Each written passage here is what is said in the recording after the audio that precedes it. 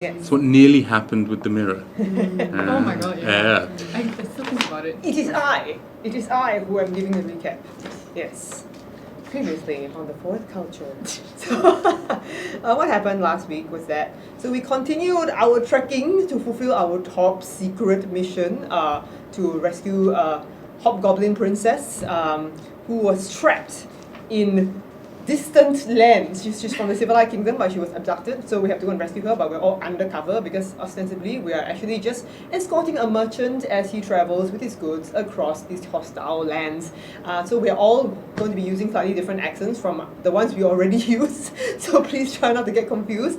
And what happened last week was that in the midst of these travels, we had to pass even more international boundaries apparently, and we had to go through a border, a customs border, and we all attempted to not pay border tax.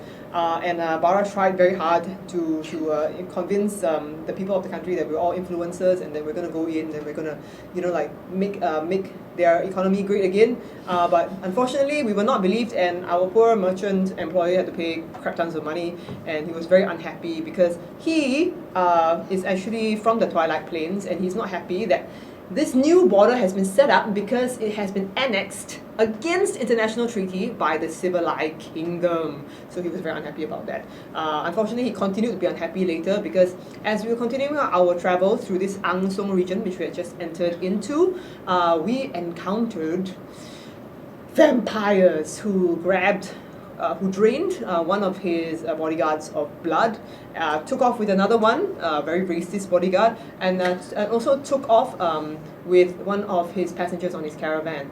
So while investigating, all of us, one by one, became seized by invisible vampires as well.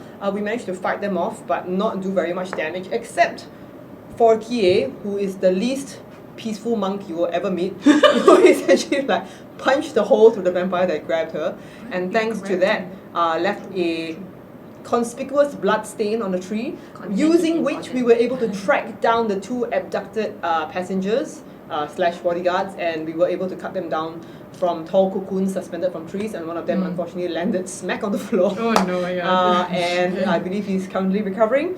And then we continued our land voyage, and now we have arrived in a very picturesque, beautiful village, of which our dungeon master will tell you more.